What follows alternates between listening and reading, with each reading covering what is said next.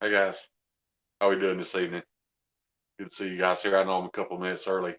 Um, I don't have a guest this week, so it's just me. So prepare for that. But I do wanted to start off by touching on something that our good friend Justin over at OCD for EDC was talking about, and and I don't talk about this subject to bring up any controversy or arguments or anything, guys. First of all, what we do here. There are very few of us that are part of this community because we want information on knives because we use them. I'm not saying we don't use them. I'm just saying this is kind of a knife collector. It's a hobby kind of niche, and the reason I'm talking about that is because Justin got into a conversation about aftermarket bearings, and he did a really good job, but I felt like he needed to go a little more in depth about why he felt the way that he did. And it's because, guys, you have to understand that if you've ever taken a knife apart and you see how it works, all that holds your knife blade straight up and down and keeps it from moving side to side is where this part of the blade is contacted by the washers or the bearings. Um, and that is why we consider a knife on bearings a better work knife or a harder use knife because there's way more surface area of the blade being contacted by the washer here. That makes the blade nice and steady, nice and firm. Um, you get less of that with bearings. And, depending on the amount of ball bearings that are in your knife, that's going to depend on how much surface contact you have. Keep that knife good and steady. And as we all know, that steadiness can also result in how hard it is for all that to break because any slack in something makes it easier to break. Now, the reason why bearings work so much better is because there are less points of contact, which means you're reducing friction. I learned that very young in the Boy Scouts when we did our little I don't remember what they called it, the soapbox derby cars, I think. But these are the ones that just went down the ramp. You had a large ramp set up. People set their car up. They released them at the same time, for a drag race to the finish line. I did everything that I knew I could do. I'd reduced weight. I'd made it aerodynamic. But in a little 20-foot track wasn't going to make much of a difference. But anyway, the guy that won didn't just win, he won by a wide margin in every race. It almost seemed like he was cheating, you know.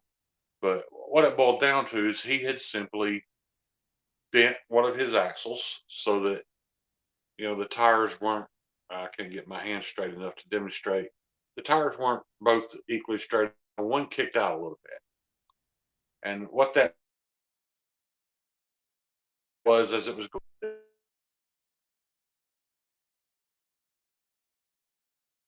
um, ended up being a reduction in speed. It's the same way that bearings work in our knives now. The less surface contact you have, the less friction you have, and the smoother and faster an action you have. Um, that's why I've never really been an action kind of guy. I've never been into fidgeting. All that is mostly because, well, for one, I don't care about it. I can appreciate it. I can appreciate any good craftsmanship. I can appreciate, you know, uh, any quality made product. However, because on a knife with bearings, as 12 bearings, that means there's 24 little tiny spots that my blade is being held straight up and down to keep it from wiggling side to side. Is that enough in most cases? Yeah, sure it is, but uh, it's not. It's not the strongest. So those are a couple of reasons why I'm not really into action because action is something that's not super important to me, and it's also you can't have great action without having a reduction in strength. So I don't particularly care about it. And Justin is right, guys. The all those bearings are being made by the same people. It's just the way the world works. I was in the automotive industry for 30 years, over 30 years. And I remember having old timers tell me, I won't put nothing but a diehard battery in my car. And that makes sense, because they were older. They're part of that Sears and Roebuck generation. But guys, Sears and Roebuck don't make batteries. Diehard doesn't make batteries. There are two companies in the United States that produce automotive batteries. So whatever brand battery you have in your car, you have one of those two, guaranteed. There are no options. There are no small bougie battery makers. Um, and it's that way, in a lot of industries. From the flashlights that we're buying, almost all those components come from overseas. They all come out of the same box, the exact same stuff, shoved in the housing, and print, a different name is printed on the shaft of the light. So, they're really, it's all kind of the same crap. But I just wanted to touch on that because I wanted to let you know why when you hear me say that I don't care about action, um, it's just that I don't concentrate on it. I don't concern myself with it because to me, and there's a guy in the chat a couple of guys in the chat right now that I know will agree with this, and that's Mr. Kyle Kunal and Mr. Sean from Blades and Fades. Right there is where your action lays, ladies and gentlemen.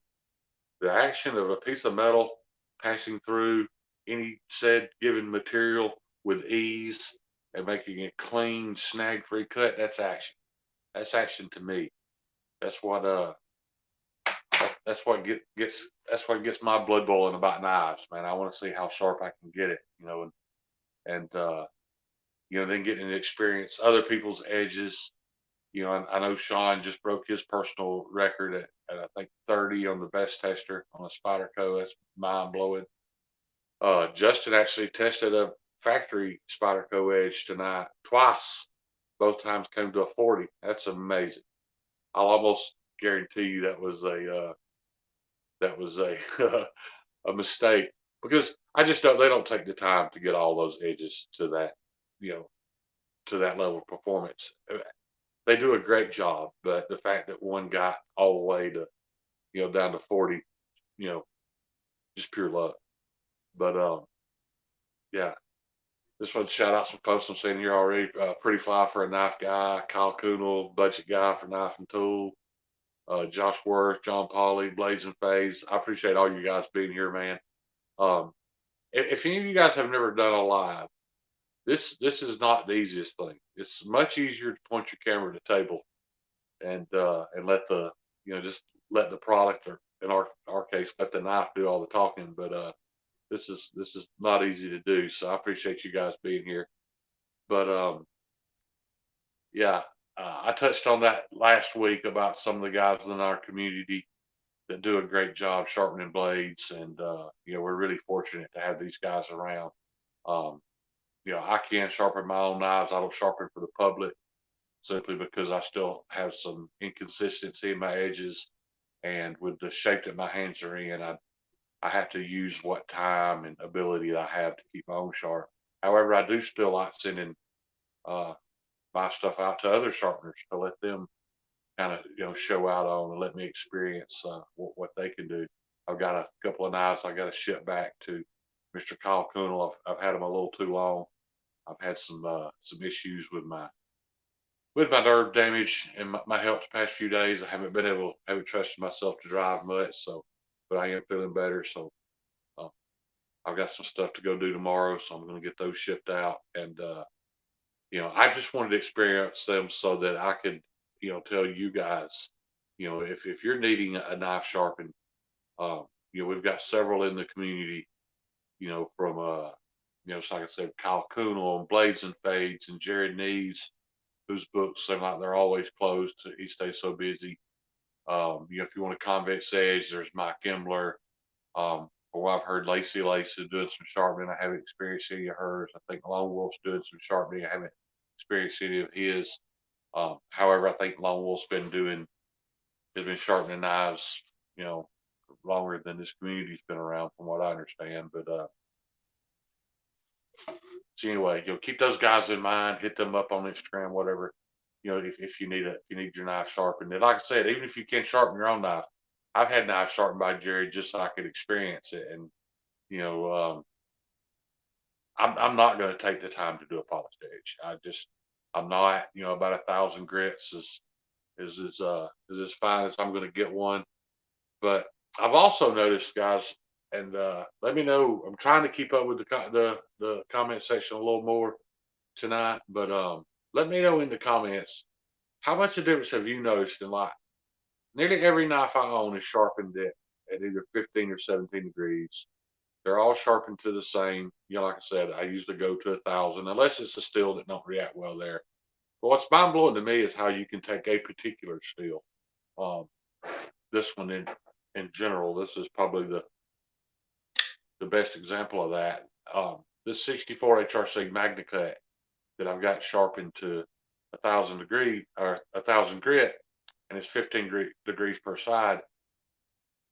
I don't know how to explain it, guys, but when you touch this, when you go to check the edge, as soon as you get close, it's like you can feel it reaching out and grabbing the print of your thumb and tearing at it. Even though all you're doing is I'm not rubbing down it, I'm not going across it. As soon as you make contact, you can feel that aggression, and that's not the case with every steel. Um, you know, some steels are just better than that than others. You know, everybody says that Rex 45 and M4 are nearly identical, but I find that Rex 45, there's Mr. JM, by the way. He's the reason I got to experience my first Rex 45, is a lot like MagnaCut in that way. Not only does it get sharp, but it gets very aggressively sharp. Even, you know, like I said, this at 1,000 grit is still very, very toothy. And I want to try to show something on camera tonight, guys. I don't know if it's going to show up, but for those of you who have sharpened, if you can see the edge on this American Blade Works knife, and you see how small that bevel is, the light's catching it. I'm trying to make the light catch it so you can see it. That's 15 degrees per side. Now, let me give you an example. That's a TRM at 17. Can you see how much fatter that edge bevel is? It's if you were here with me and you were holding them side by side, you can see it's about twice as thick. Now, what makes that really confusing is that the TRM uh, blade stock is a lot thinner than the American Blade Works. They start out with a much thinner blade stock. Why is that? Well, it's that way because even though TRM starts out with a very thin blade stock, if you look at the plunge on this knife, especially if you have one, you can go check it out. It's very shallow. What that means is that they removed very little steel. So the thickness behind the edge is not a whole lot less than what it is at the spine. It's less because they did grind it some. However, with this, even though the spine is a lot thicker, making it a much sturdier blade, um, behind the edge is much, much thinner. And what I'm really digging about this knife is that at no point does this knife ever experience any excessive heat. What I mean by that is because Mr. Michael Martin is not only getting these knives super thin behind the edge, but the way that he's doing it, I don't know if that's going to show up, is he's step milling the blade. It's really hard to see on camera. It's even, you can feel it though when you run your nail across it. You can feel each one of those little steps. So what that means is he's never holding this blade to a grinder and hogging off material, which creates heat, which can affect your heat treat. It's all step milled on a CNC machine under coolant, so that steel's never, you know, I've made a couple of fixed blade knives, guys. You're constantly heating and cooling, heating and cooling, heating and cooling. Even if you dip after every grind, some part of that blade, specifically towards the edge, even for a fraction of a second, is becoming superheated and then cooling back down. All that affects the heat treat. That's why I really appreciate that. I really appreciate the step milling. You're right, Sean. Grimsmo does that too. Does that also, and it's beneficial to the end user not just because it looks cool, but it means that you're getting a piece of steel that has not been heated over and over and over and over and cooled off to the point that it affects the heat treat. So I'd love to see everybody doing it. And there may be more companies doing that, but they do a smooth finish versus that step milling. I don't know, but I've experienced that where when I'm making a knife and I'm grinding it, even though I dip after every single pass, that may not be necessary by every now.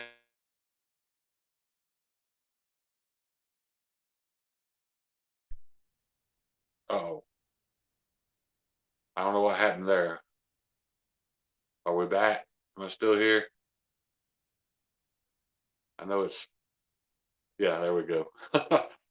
Anyway, sorry about that, guys. Yeah, and I've seen Kyle, you're right. Freeman does that too. I would love to own a Freeman, man. That is an incredible deal on their knives for what they sell for. If you just get the standard aluminum model, the price is right, but they could use a little less billboarding, man. That's a lot of print on the blade. I'm hoping they get that they get the message on that and kind of chill out on the billboarding. Um, bunch of guys asking if OTIP does 10 degrees. I did 11 degrees uh, on one knife. It was on the Kaiser Roach and N690, and I only did it to see how sharp it would be. And trust me, it's mind blowing sharp. It don't even matter what kind. That's the N690. It wouldn't have mattered if it was HCR at 11 degrees. It's amazingly sharp. It'll also hold an edge for an amazing long time, as long as you don't chip or roll it. So under light use, cutting, you know, uh, pretty soft material, it works just great. It's still at 11 degrees. It's still soft. I've never cut anything more than paper with it. I haven't even processed any cardboard. Um, but I am shocked that the N690 held up as well as it did. It's not gonna. I'm not gonna run out and buy a bunch of N690 now because of it, because after experiencing some good heat treated bang to cut, some of the very rare good heat treated 20 CV and X45, you know, I can't back up at this point. Um, Sean said 14 is as low as he's gotten one that it held up great too. And 15 degrees is also. I'll tell you the only thing I had an issue with at 15 degrees, and I think JN got to experience that. I had a Spyderco Manix XL and S30V that I laid back to 15. And even I never hard used that knife. Well, after that sharpening, I had not hard used it. And it seemed like every time I checked it, there was a small microchip, a little burr in the edge. And I was constantly having to, strop or hone to try to get that out. And I finally just came to the conclusion that, 15 degrees just may have been a little more than S30V holds up to, or more than what it likes anyway. So I put a 17-degree macro bevel on it. Problem solved. It never did it again. Could it have been that I was the first person to sharpen that knife, and those things were only happening because I hadn't got past the burnt steel yet? That's entirely possible. I just know that when I went back and put the 17-degree macro bevel on it, the issue went away. Uh, yeah, exactly, Sean. It very well could have been fatigue steel. I'll never know because some jackass stole that knife out of my truck. Um, it's a really weird story behind that because he tossed my whole truck. What I mean is, he opened everything I own, and it just looked like he threw it to the ceiling and let it land wherever it may. Um, he opened my AR-15 case, which fortunately my AR-15 wasn't in there at the time. But there were 6 loaded PMags that he scattered all around the truck. So any of you pew pew guys know that that was you know 30-40 bucks a pop. Um, there was there's a lot of stuff in the back of my truck. I'll put it that way, or inside my truck, as well. But inside the console, buried under some paperwork and 500 feet of 550 cord that had come unraveled, um, there was my Manix XL and my QSP Pelican. All they took out of my truck was the Manix XL. Really strange. Whoever did that had to know what Spyderco was. So, um, I missed that knife. I don't know if I may buy another XL, but if I do, the only reason I would purchase one at this point is if they release something in a steel I'm interested in. I know St. Nick's just released a Manix XL 4V. Not sure. I'm not excited about 4V. I'll put it that way. I'm not saying it's not good. I'm just not super excited about it. If they end up doing one in 15V, hey, I'm all about that. If they would do a Cruware, Maximet, any of the super steels, I may jump on it. But thanks, Kyle. I appreciate that. But yeah, I can't get mad about the. I mean, I can, but the knife being stolen was kind of my fault. I left my truck unlocked in a strip club parking lot. Not the best idea, especially considered everything else that I had in there. There was even $75 worth of gift cards in the front seat that I'd gotten for my birthday, and they didn't take that. So, you know, kind of my fault. You know, that was stupid to. Just for the record, I don't typically leave my truck unlocked in situations like that. It was one of those deals where um, there were some things going on, and I had to go to my truck to get a better form of self protection. Um, and in the heat of the moment and in the middle of all that drama, I forgot to lock my truck back after I got my cordless hole puncher. But yeah. So anyway, still my fault. But let's see what we got going on here. Looks like Mattisfaction showed up. Maddie, man, I really appreciate you being here. Blade Ogre's in here. That's awesome. Um, I want to say again, guys, hats off to Maddie and the crew over at EDC Roundtable. The job you guys did last night was amazing. I just watched Said Stevie's video. I think the final count between the raffle and the auctions that you guys put on ended up at about $9,500 last night going to the Brown family. That's amazing. Um, you know, and not just to the guys that put it together, man. It's so many people. Off the top of my head, I think that I know of, it was right around 50 different people that they reached. They didn't just reach in their pocket and put and donate money and buy tickets, because a lot of people who donated also bought tickets. But the donors, man, you had so many people that donated their stuff. You know, they didn't get a thing out of this. Cost of money, actually. They had to ship it. They paid the shipping. They donated their stuff to go to this great uh, fundraising event. And I don't even know what to say. You just don't see stuff like this every day. I've been parts of other communities. I've never seen anything like this happen. I've never seen people come together this way.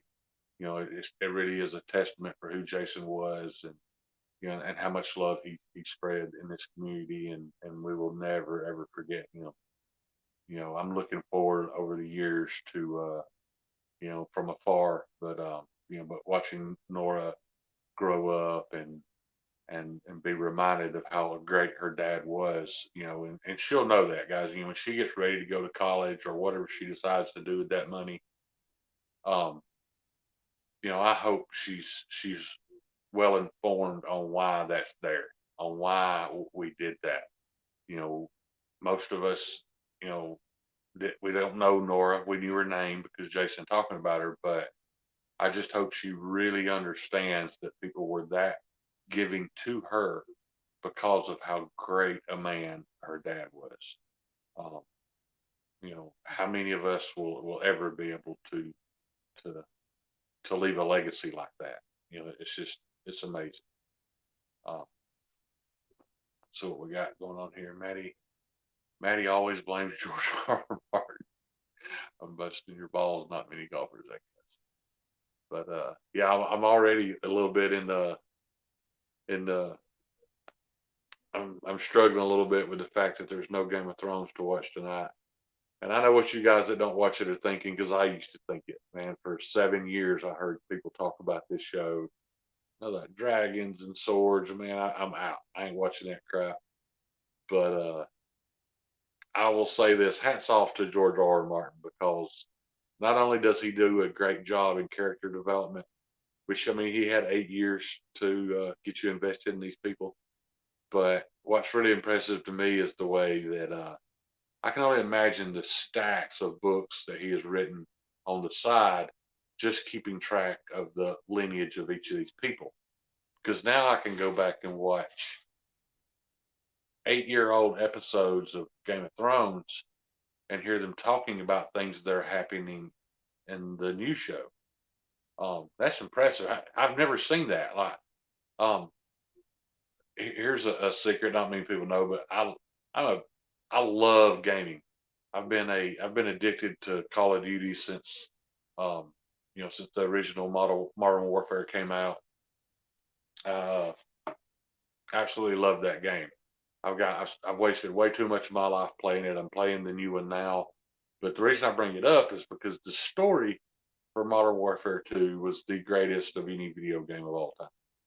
Uh, and when they released this one, this new Modern Warfare 2, it was supposed to be a prequel to that. Well, they've already ruined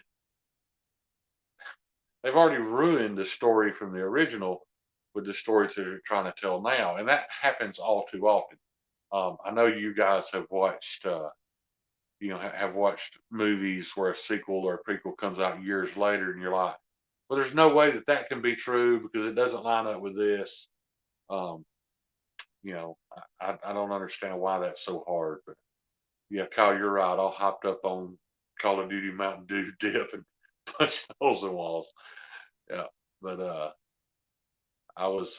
if you ever played Call of Duty Modern Warfare 2 back 10 years ago, I was that guy that everybody hated. Not because I was great, not because um first of all, I started playing Modern Warfare 2 when I was 36 years old. And so I was at a deficit to begin with. You know, playing against mostly 14, 15-year-olds who have much better eye-hand coordination than I do. And their brains just work faster than mine. And when I realized that I couldn't compete, if you've ever played, I'm talking about some situation where every time you turn a corner and you and the guy see each other at the same time, I die every time. They won that gunfight every time. And I got tired of dying, so I called up a buddy of mine and I talked him into spending about 8 hours over a 2 or 3 day span of just standing on maps and telling me where my new tubes were at. And I practiced noob tubing until I was damn near perfect at it. What that meant was if you're playing domination, everybody knows B flag's the most important flags in the middle of the map. Your spawn flag is easy because it's right in front of you. You got to run to B and get it for the other team does. I made that impossible because on any map they had, um, the moment I spawned, I could start raining noob tubes down on B flag and destroying your entire team over and over. And I would do that the entire game. Um, people hated it. People reached out to the people that made the game, wanting them to do away with it because it did. I did run the game. You could never go capture B flag. Um, called in many a nukes and never fired a single bullet. It was a lot of fun. I loved it. But G-Ball said kids replace his video games. G-Ball, I know a lot of people out there right now that are really enjoying playing video games with their kids. They took their spare bedroom or office and turned it into their gaming room, and them and their kids are in there online playing together. You know, I would rather see them, out in the yard playing together. But that man, hearing Shane say noobs brings me joy. But Yeah, pretty fine. I actually own all these. There's a couple more on the other side of the room. I say I own all of them. I own all the ones that Blockbuster, or at least our Blockbuster, ever sold. Uh, I was uh, I was in Blockbuster every night from the time uh, my wife and I met, all through our dating year and through the first 5, 6 years of our marriage. We were in Blockbuster every night. We knew everybody by name. They knew us. Um, you know, I'll tell you how bad it was. We had two memberships. For any of you guys who had Blockbuster memberships, know how stupid that is because with the membership or with the I don't remember what the package was called, but we had two of them. It meant you could go in every night and get a new release and an old release, and you could drive right back 2 hours later and swap it out. There was no need for two of those, but we had two because two of the salesmen tried to sell them to us, so we bought one from each of them. But uh, I loved. Uh, I loved Blockbuster and I loved all the people that worked there. So anytime they had a promotion going on where, they were urging them to sell popcorn or the tapestries or whatever, we always participated. Um, Crazy story, the night we got married, we actually left the venue and drove straight to Blockbuster. Now we didn't rent a movie, but we went there because all of our Blockbuster friends had to work and couldn't be at our wedding. So we went by there in our wedding attire. She was still in her dress. I was still in my slacks and a button down and tie, just so that they could kind of be a part of it. Since then, we've attended their weddings and got to watch their kids grow up. It's been awesome. Um, you know, it was kind of like this community, I guess. It was a Blockbuster community because if you're in there every night at about the same time, you start realizing that there are other people in there every night at about the same time, and you start sharing uh, your opinions on movies and things like that. I don't know how many great films I've seen that I would have never seen because I hadn't heard anything about it. I'm one of the people that's guilty of just following what's mainstream, and I had plenty of folks recommending stuff to me. So up until this point, I didn't think about that being a community, but I guess it was. I can think of a good 30 or 40 people that we saw in there every day, and it started out as, hey, have you seen this? To hey, how are the kids doing? Or you know, it, it's it's just proof that God did not intend on us to be alone. We are social creatures. We were meant to be with people. We were, and I think that's one of very few positive things about the internet and social media is it has created a place where you're not just limited to the people in your immediate surroundings to find like-minded people and find people who share your passions and people who you can develop real relationships with, even if you've never shook that person's hand, you've never met them in public. I was really glad to get to meet people at Blade Show, but it didn't change anything. You know what I mean? I was already super connected to a lot of you guys, and meeting you didn't change that. It wouldn't have changed it if I hadn't got to meet you. So that's that is one of the few positive things about the internet and social media. Um, I definitely like to see it get better. I don't know if you guys are involved in Twitter or not, but man, it has been on fire the past few days. Elon Musk bought Twitter. The day that he took over, he literally walked in the front door with a kitchen sink and walked up to us, I guess somebody with a camera, and said, "Let that sink in." And it wasn't just a few minutes later, the top two or three folks at Twitter were escorted out by security, and um, guys, that's not exciting because it's a win for conservatives, or it's a loss for liberals. It's exciting because it's a win for freedom and the freedom of speech. Um, a lot of people already think that they're going to start censoring liberal opinion. I hope not. That's not what this was supposed to be about. Everybody deserves, you know, the right to speak their opinion as long as they do it somewhat intelligently and they try to they try not to do it hatefully.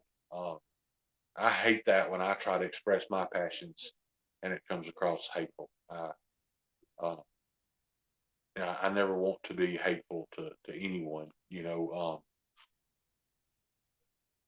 Other big news. I don't know if they're making it public yet. I was actually on the Spyderco Millie Club Live.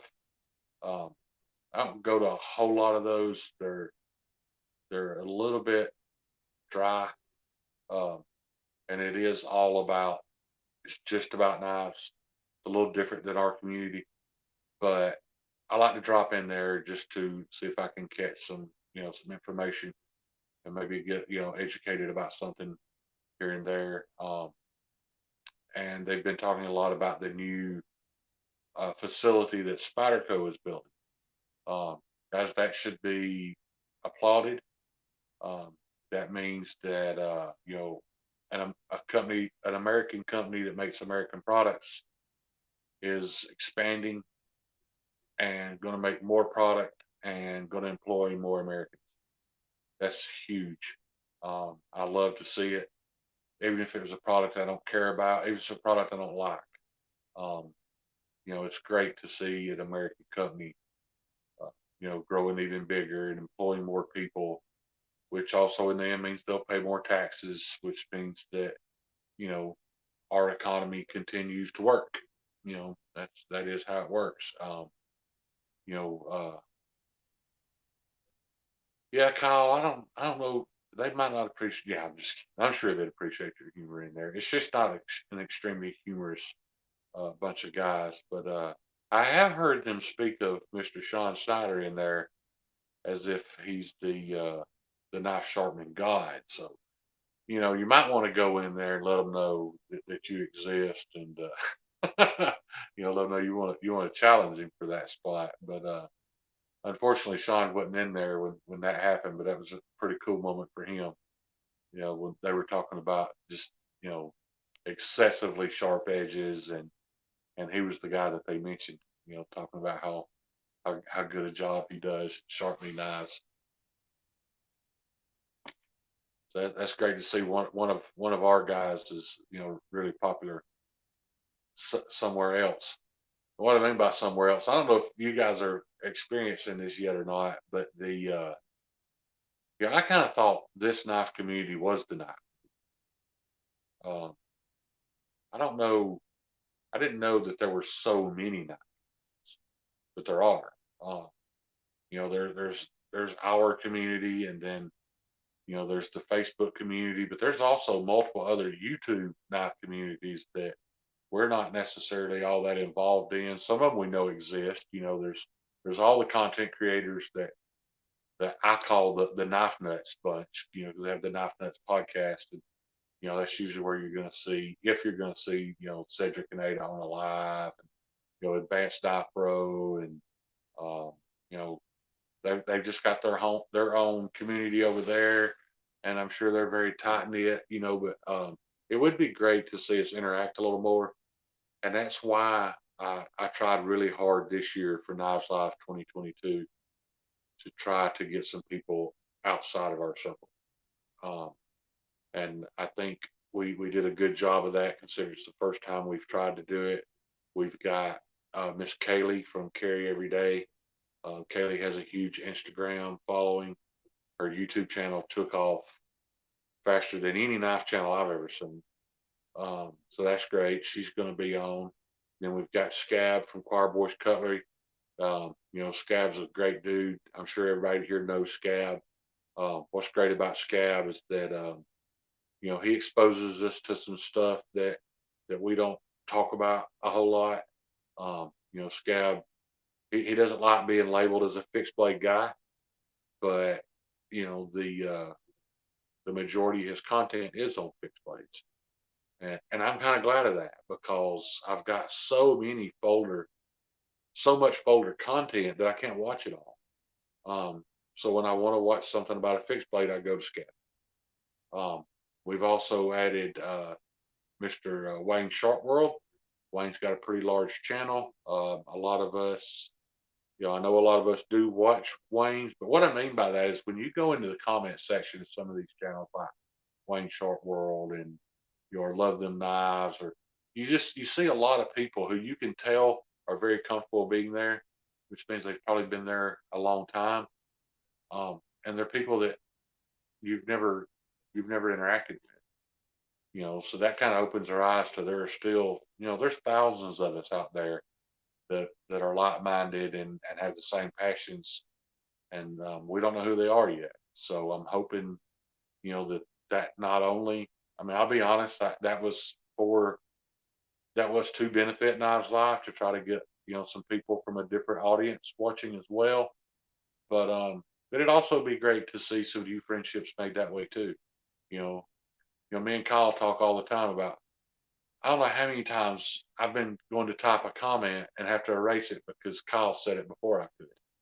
You know, how crazy would it be to find out that there's, a few hundred more of us idiots out there who think just alike. That'd be really interesting to see,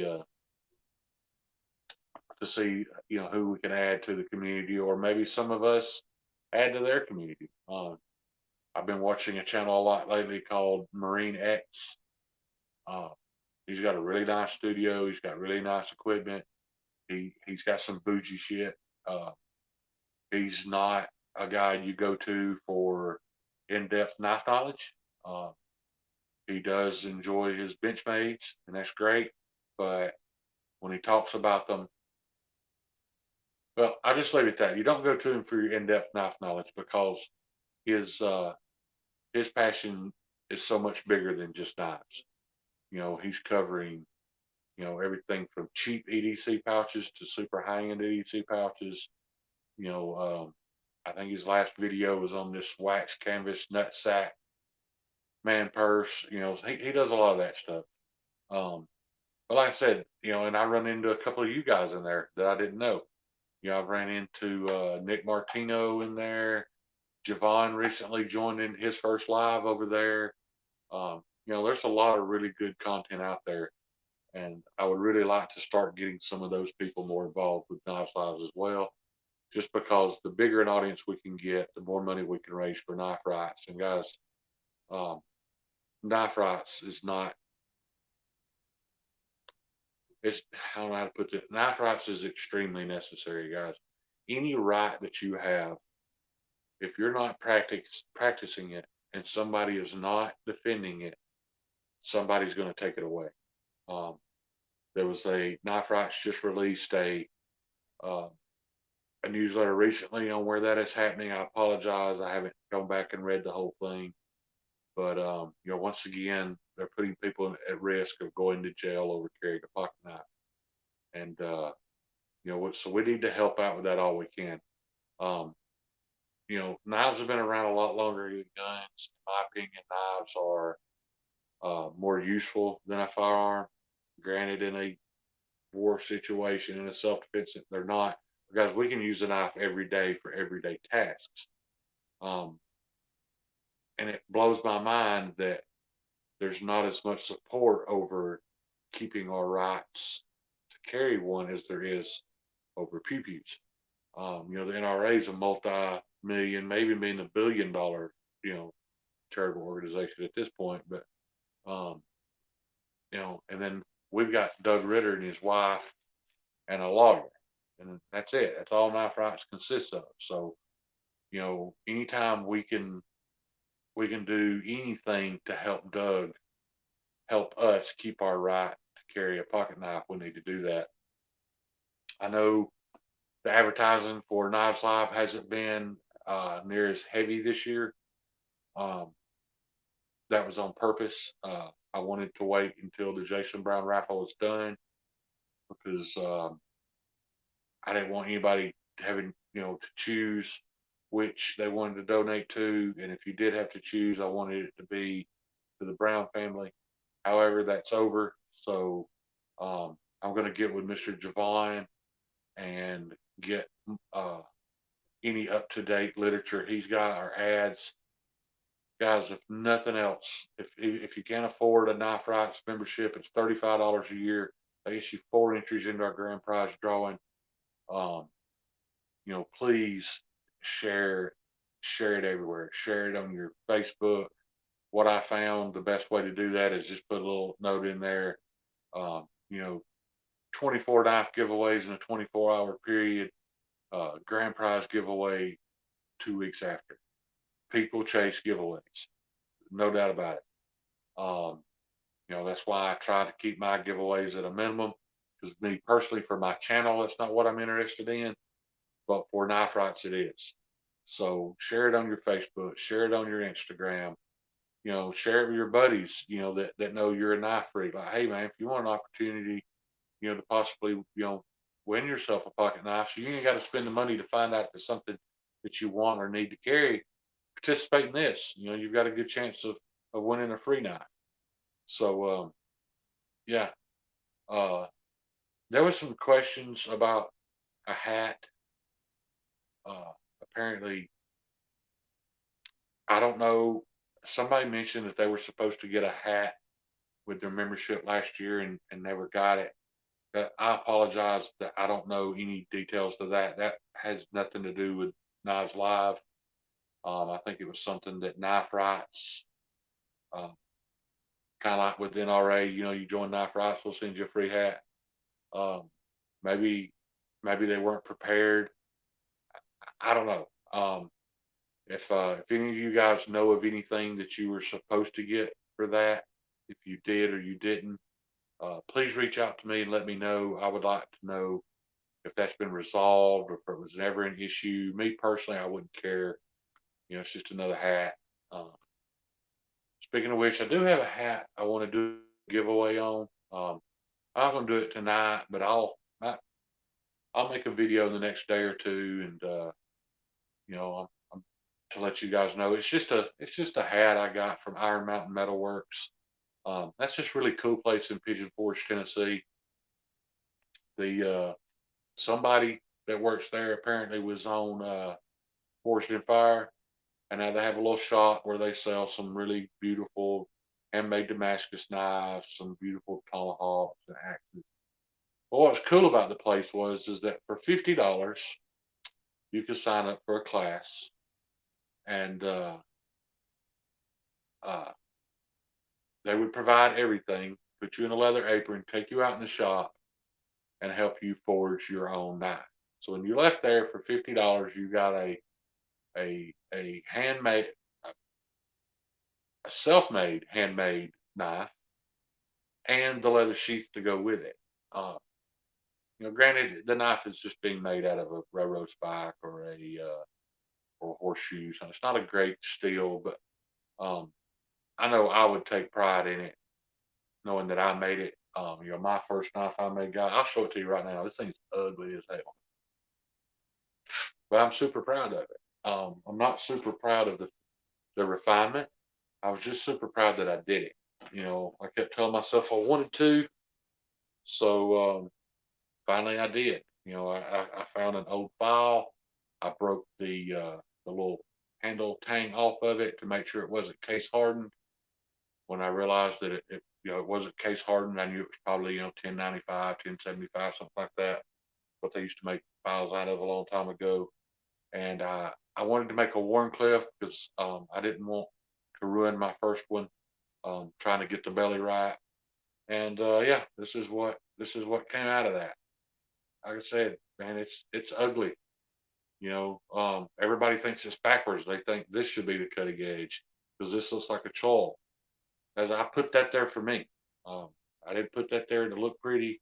I put that there for me, for my use. Um, is it a knife? Absolutely, it's uh it's HRC at about 67 HRC. It'll cut glass. Um, would it break if I tried to pry a lot with it? I'm sure it would. Like I said, this was a file. Uh, I did screw up the temper, and by screw up I mean I didn't temper it at a high enough heat, so I left it harder than it needed to be.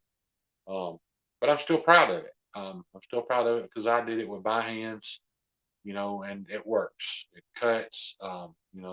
It's patinaing. It's getting nasty, beautiful patina on it, and I'm happy with that.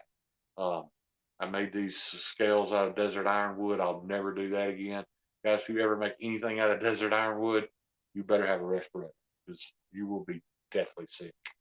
It's not just an irritant. It's a poison in your lungs. Do not breathe in desert ironwood when you're grinding it. So learn that lesson. But you know, if that knife will be around for, it could be around for 1,000 years.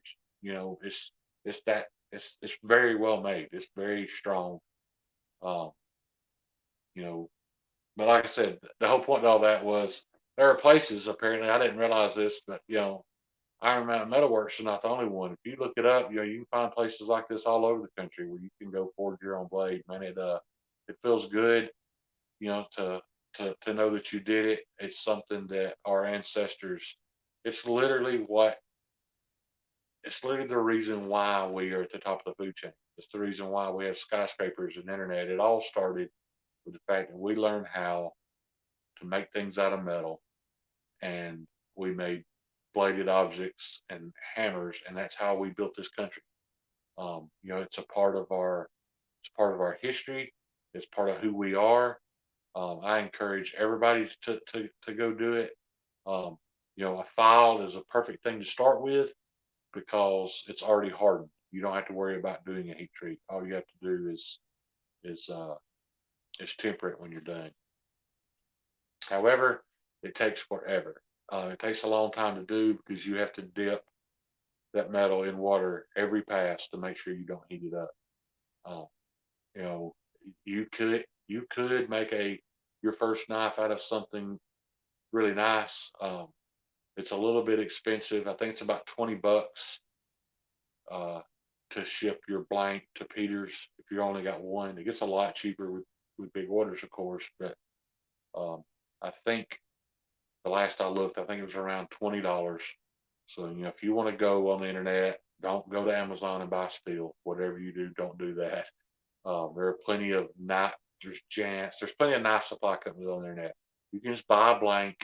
You can grind it out with a $40 Harbor Freight 1x30. Buy yourself a couple of good $5 ceramic belts. Um, grind the shape out you want, send it up to Peters, get it heat treated, and yeah. Then when you get it back, just all you gotta do is grind your. You know,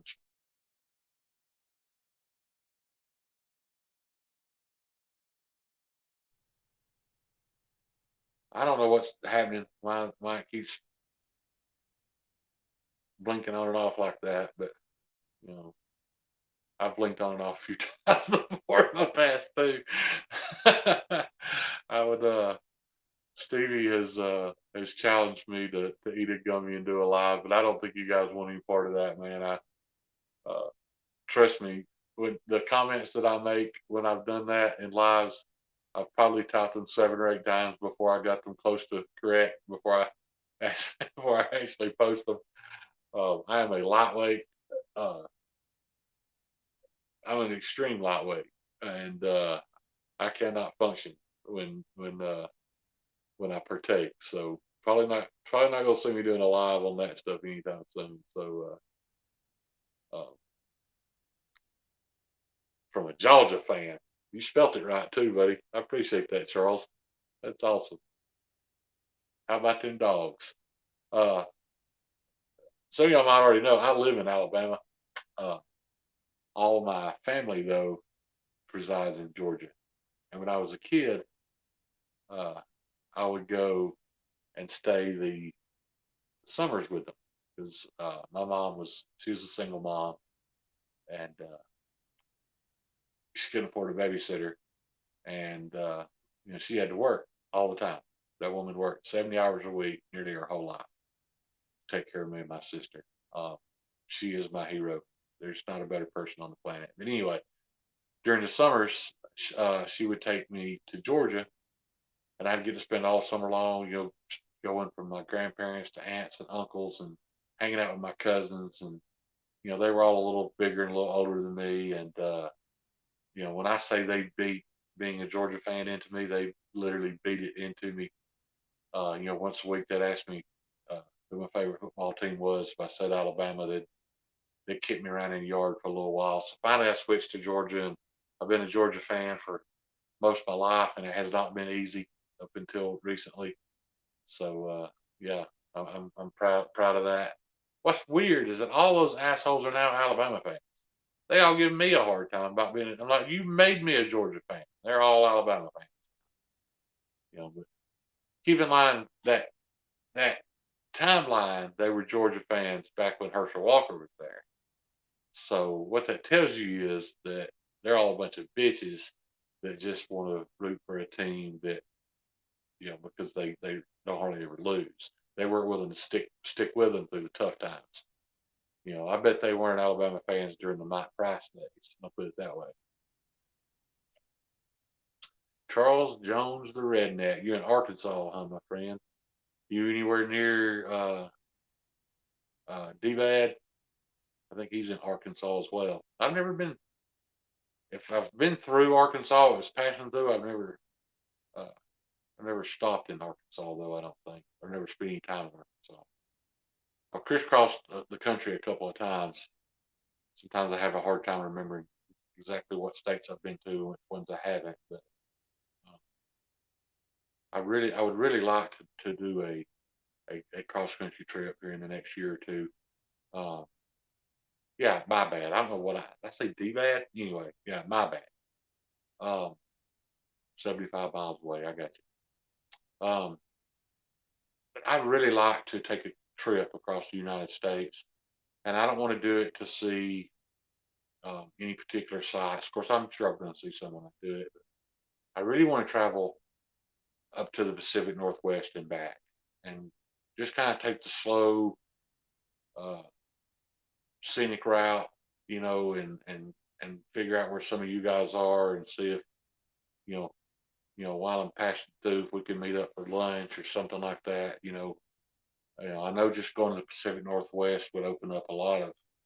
Uh, I've also got ex-Navy friends that I'd like to stop and see. One's in Denver, so I'd like to go up through Colorado and work my way up the Pacific Northwest, and maybe meet Red and Stevie, and you know uh, lots of people from up in that area that I'd like to meet.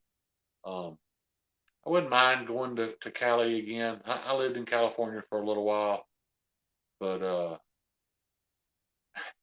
the politics were different then. Um, my experience with California was way different than what you guys know of California now. I was in a part of California. Well, actually, the exact part of California I was in is, you ever watch Sons of Anarchy? That's where I was at. That whole San Joaquin Valley, which is literally just rednecks or just redneck farmers. There's a fairly big population of Hispanic, immigrant farm workers up there. They were all super nice people. It wasn't the California that you see on the news. Um, Now, I visited LA and places like that, but even LA back then, even LA in 1990 was not what it is today. It was, it was it was an alien planet to me, coming from backwoods Alabama, but uh, it wasn't what it is today. You know, uh, it's the most beautiful place in the world, in my opinion. We set out to have a little fun one day. So me and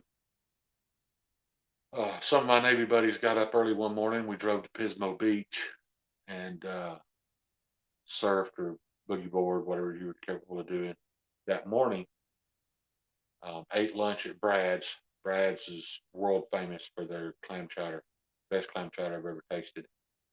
And then we drove to, uh, from there, we drove into the Sierra Nevada mountain. We just had the same clothes on. I don't know what happened to them.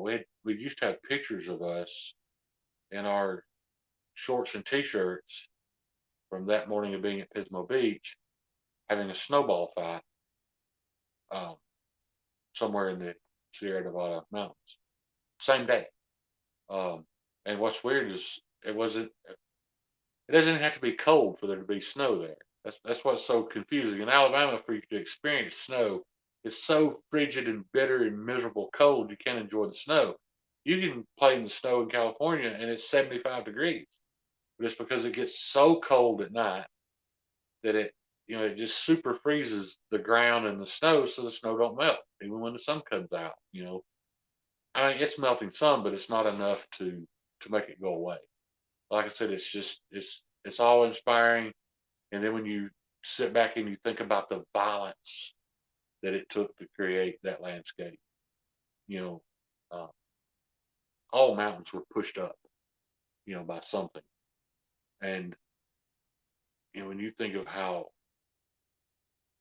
amazing an event that must have been, and how violent an event that it was to create those mountains and then, carve those canyons. It's life changing.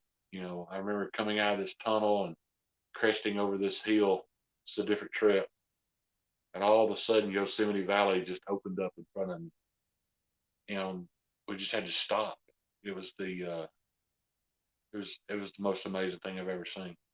Charles said he went to basic at Fort McClellan in Alabama. I'm about 20 minutes from Fort McClellan, Charles. I've been there many times. It's still called Fort McClellan, but I mean officially it's closed. I think I know there are some active duty people there. I don't know exactly what they do, to be honest with you, but Fort McClellan at one point in time housed a lot of chemical warfare. Um, the the government came in about 10 years ago and built this multi-million-dollar incinerator, and for years that was a great job to have. Man, they were paying twice what you could make at any other job around here to work at this incinerator, but they were literally incinerating chemical bombs that the U.S. had produced and fortunately never had to use. So I don't know what's going on at Fort McClellan now, but it was, it's still there. There are still some active duty people there. There are a lot of government service people that work there, but it killed the economy of poor little Anniston, Alabama. Um, everything there, every business there fed off of that military base, and there's whole shopping centers you can drive by, not a single storefront is occupied. You they seem to be recovering some now because of Honda. Honda built a car manufacturing plant in Lincoln, just fairly close to Anniston, so it's helping the economy, within 100 miles in every direction, just because of all the supporting businesses. And I'm thinking about doing a video about that too, guys. Um, I don't know how many views it would get. It's not really knife related, but it is a look into why I'm so passionate about American made knives. Right now, the top three that I know of, because the reason I know of these places is because I know multiple families who were impacted. Uh, Kyle, uh, so many families that were impacted negatively by uh, foreign production. We've got a huge, huge Goodyear tire and rubber plant here in town that is empty.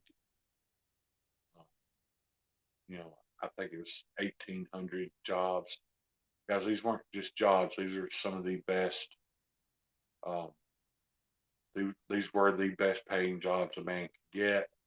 Uh, without being in the medical field or something like that. You could come right out of high school without a college education and make $150,000 a year, good year, if you were willing to work some overtime. U.S. Steel, um, it's like the footprint of that place is almost like a small town in itself. It's so big. There's train tracks running in every direction where we used to produce steel. Um, Not anymore. That's shut down. Um, there's a AAA pottery plant here in town that used to make Gerber toilets, uh, sinks, anything out of ceramic. It was literally days after they signed NAFTA, they padlocked the door of that place. because Gerber could make that product so much cheaper in Mexico. Um, I don't see an end to it. But anyway, I want to I want to do a video on that just to show you guys why I feel the way that I do. It's not a hatred for anybody. Guys, being anti-communism is not a hatred for the Chinese people. Those people are suffering. It is horrible. The uh, the Uyghurs right now, which are a entire race of people in China who worship Islam peacefully. Um, they're literally rounding them up, sending them to slave camps and working them until they die. I can't support that. But anyway, I'm gonna get off that because I want to make a whole separate video about that, and y'all will watch it or not. It's up to you. What is this? Shane is a what? Take a second for it to pop up on the screen where I can read it. See, I just saw slut. Shane is a slut. Slut Shane this man. He didn't even stick around for breakfast the next morning and never $5 where's mine stand there. Well, if I had known there was going to be breakfast. I do apologize. I missed the last half of Said Stevie last night. I hung around for the auction. Y'all guys know me. I'm just here for free shit, so I hung around for that. But the night before it was crazy because some of you are witness to how as Stevie put it, I was high as giraffe pussy, but I didn't go to sleep. No idea why. I rode that roller coaster all night till the sun came up. Had a great time, but never went to sleep. And so yeah, sometime during the live last night, I passed out, and that was the end of that. But give me some milk. It's really funny when you get to go back and experience the conversations you had that you forgot about. I literally ate 8 bags of Cheetos. Hang on a second before you get too excited, because I still got it right here. Hang on. Now, granted, it was these bags, but apparently nobody in my family likes Cheetos because we had this huge box, and somebody at the plant did a horrible job of filling this thing because I don't think there should be 8 bags of Cheetos. There's only 18 bags of chips in here, and there's supposed to be all these different flavors, and ours had 8 bags of Cheetos in it. So I ate all those last night. Never did get any milk. I was too afraid to get up. Man, my rib cage hurt so bad when they were talking about me sneaking through the house like Mission Impossible and the sounds they were making. Man, I love Saturday night. I love Friday and Saturday nights because late night with Said Faction, and then Stevie's lives. Man, I don't laugh that hard at anything. You know what I mean? I just watched Bill Burr's his stand up special is free on YouTube right now, and it's fire. It's great.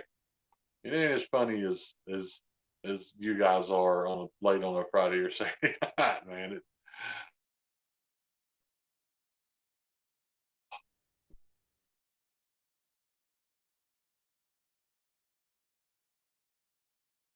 Um, I do have a buddy whose favorite snack is a fudge round with a slice of cracker and cheese laid on top of it.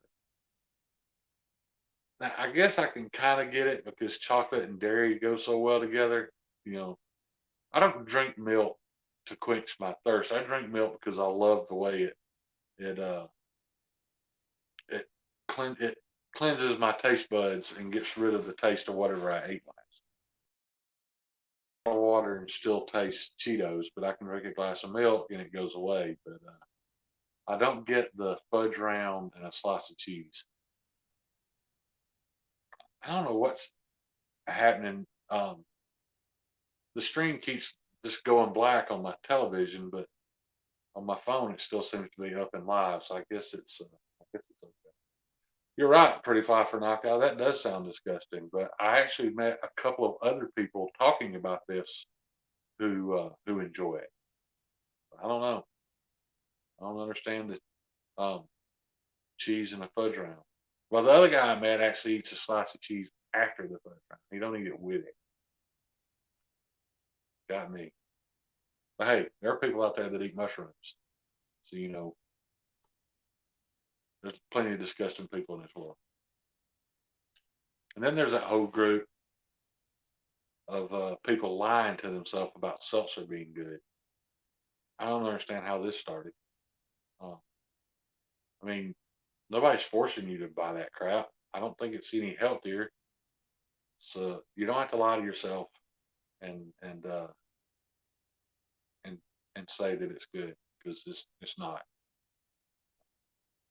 What's causing since TV? You ever seen that ghetto video where a person falls in an alligator tank getting bit up? Person yells, "I'm gonna need some milk." I have not seen that, but I'd like to. Do you guys remember the old fail video of the guy in the almost empty swimming pool? There's just like maybe a foot of green sludge in the deep end, and the guy slips and falls. He, it takes him forever to fall because his feet are kind of going crazy, trying to catch up with himself, and he falls in the water.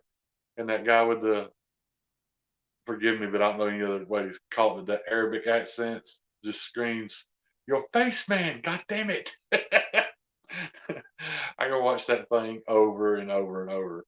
But I really only like special types of mushrooms. I gotcha. But I've never done the special types of mushrooms. I had lots of experiences in California with other things, but not mushrooms. They scare me a little, and I'd have to really be with somebody that had a lot of confidence in that. What is that? People who like seltzer like malt sodas over milkshakes. Look, man, ice cream's perfect. There's no need to pour any soft drink into ice cream. This shit's perfect to begin with. Leave it alone. Um, and if you're telling me that people are pouring nasty ass seltzer over their ice cream, that's disgusting.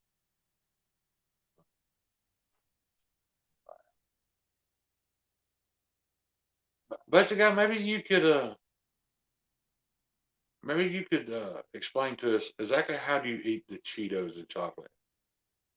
Is it like you eat a Cheeto and then an M&M, or do you physically put the Cheeto and the chocolate in your mouth at the same time? What's your yeah? On YouTube search Opie and Anthony Baby Bird. I don't know what that means, Stevie. When I hear Baby Bird now, all I can think about is Alicia Silverstone chewing her child's food and spitting it into her mouth. Now, I will say, I have fantasized about Alicia Silverstone doing a lot of things to me, but chewing my food and spitting it in my mouth is not one of them. However, 21-year-old Alicia Silverstone, I certainly would allow to chew my food and spit it into my mouth as long as some of those other fantasies came true. So, yeah, get those chocolate drops, tiny, and one Cheeto and a drop. Those Dickey chocolates, those little drops. Did I miss something? So, so, are you eating the Cheeto and the chocolate drop at the same time? You're putting both of them in your mouth and chewing them up into this horribly brown and orange mush. Okay, yeah, that sounds melt a chocolate bar and dip your Cheetos in. I might could try that. It isn't not something I would come up with on my own, but I'd be willing to try that.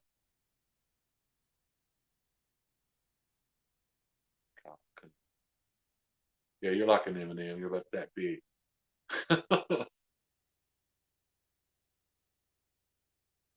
you're right, Pretty Fly. That does sound better than a fudge round and a slice of cheese. There's some weirdos in this world, man. What do you do? Do you have any other fixed blades near? I'm sure you're not talking about me because I haven't said anything about fixed blades, but I do actually have a fixed blade very close. Um, I was I've been sharpening on my Ontario Rat 7, uh, trying to get a good edge on that thing. It ain't looking too bad. It's still. I'm probably gonna stop though. I don't want it super sharp. I don't want a super fine edge on it. But I love this knife, man. I love Tops. I love lots of companies, but when I hold the Tops and I think, well, this is 10.95 with a micarta handle, and it's $180. Or when I hold an Essie and it's 10.95 with a micarta handle and it's $160 or whatever. Some of those prices. This is 10.95 with a micarta handle and it's $80. I don't know what more you could want or what more there is to offer. Um, that would make you pay more than $80 for a good hard use fixed blade. I don't get it. I think it's a lot like maybe though it's kind of the same as me wondering, well, if I can get this knife with an incredibly strong and dependable lock system with a very comfortable G10 handle and a superior heat treated 20CV blade, or any steel Spyderco puts out for that matter, for $155, why would I ever pay 300, 400, $500 for a Chinese made knife that has been proven time and time again that the heat treat's not as good? I don't understand it. You know, I understand um, that people look for different things in knives. I know some people, like Cole. Cole buys with his eyes. What Cole thinks is pretty is what he buys. He could find out it was 3CR. He probably wouldn't be that upset about it as long as it was beautiful and the action was good. Lots of guys are all about the action.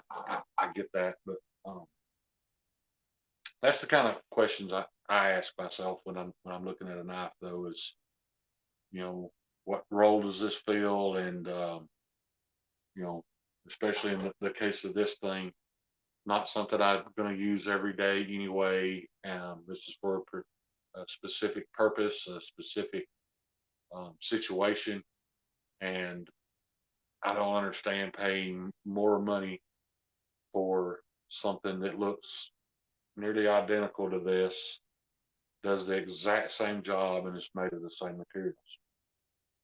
I don't know.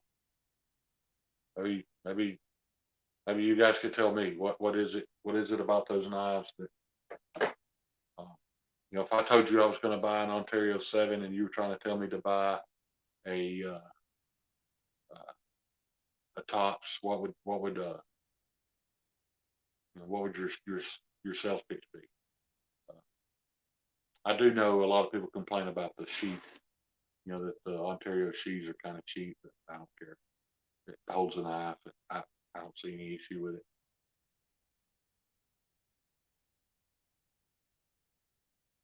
Yeah, exactly, Todd Carr. I mean, that, and not only that, but the BK9, much like the Rat 7, they've been tested, they've been proven to be great work knives. Uh, you know, I do prefer the look of the hungless over the BK9, but then again, this looks just like a hungless, only a little smaller. If they made this, this long, it would be a hungless. And they probably do. I bought the 7 because that's the size that I felt comfortable with. When you get too big, uh, I don't like a knife when I feel like on a really hard, fast swing that I feel like I struggle to stop the blade. Um, I guess what I'm getting at is I don't want something with enough weight, enough momentum that it's going to continue a swing that can be dangerous. But anyway, guys, we're just a little over the hour mark. I hope to have a guest for next week. I'm a lot more comfortable with a guest, to be honest with you. So I'm going to try to call it a night. But you guys know I appreciate any amount of time y'all spend with me. Be on the lookout for the knives lives I have, man. Please share those all you can. And if you've got the funds and you can afford a membership in Knife Rights, remembering it's a man, his wife, and a lawyer single-handedly that are fighting to keep you from going to jail over carrying the very tool that built this entire civilization. Um, so yeah, that's all I got for you guys tonight. I love each and every one of you. Peace. Hope you have a great week, guys.